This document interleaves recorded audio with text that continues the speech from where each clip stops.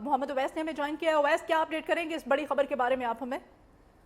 जी बिल्कुल, देखें, चेयरमैन नैब ने क्योंकि अपना इस्तीफा वज़ीर-ए-आज़म ऑफिस को भिजवा दिया है, लेकिन अभी तक इस्तीफा मंजूर होने के हवाले से तस्दीक नहीं की जा रही। लेकिन चेयरमैन नैब की जानिब से ज़राए ये दावा कर रहे हैं कि उन पर शदीद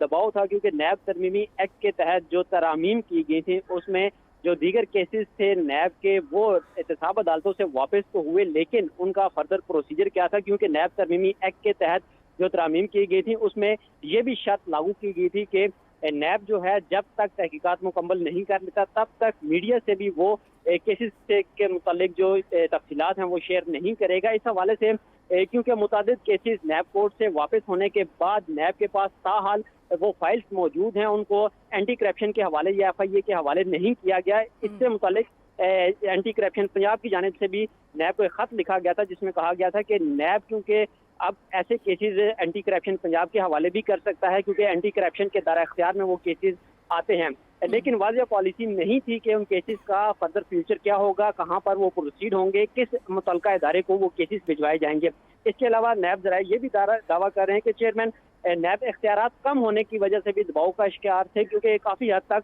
तरामीम के बाद नैब के जो इख्तियारात थे उनको महदूद कर दिया गया था। तहकीकात के हवाले से भी इख्तियारात महदूद कर दिए गए थे जब तक